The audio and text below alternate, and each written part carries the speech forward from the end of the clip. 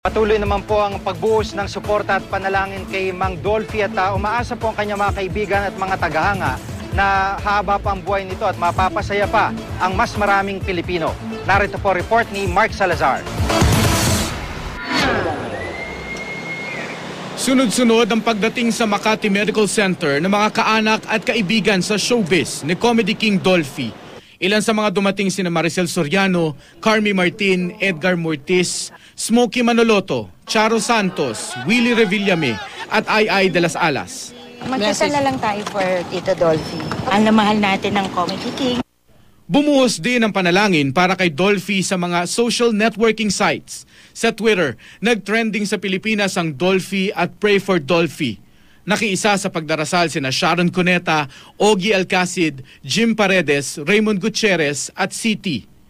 Ilang politiko rin ang nagpahayag ng suporta tulad ni na Senador Bongbong Marcos, Senador Manny Villar at San Juan Congressman J.V. Ejercito. Maging ang Malacanang at Office of the Vice President nagpaabot na rin ng suporta. At syempre, hindi pa huhuli ang mga tagahanga ng Comedy King. Pero gumaling po siya kasi isang Comedy King. Oo, puro katatawa ng kay Dolphy. Siya talaga hari ng komedya. Anong panalangin? Ano po, na sana gumaling siya at makarecover talaga siya sa dinadanas niya ngayon na sitwasyon.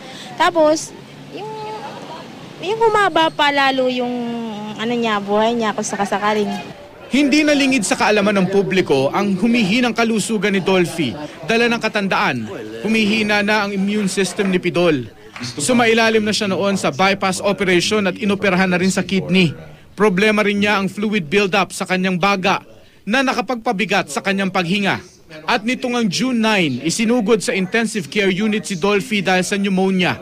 Ang paninikip ng kanyang paghinga, pinalala pa ng sakit niyang COPD o Chronic Obstructive Pulmonary Disease, kung saan nalilimitahan ang paglabas-masok ng hangin dahil sa pagsisikip ng baga.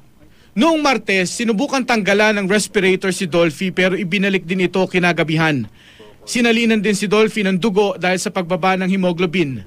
Nagpasalamat ang pamilya sa mga boksingero ng Elorde Boxing Gym na nag-donate ng dugo. Mark Salazar, GMA News.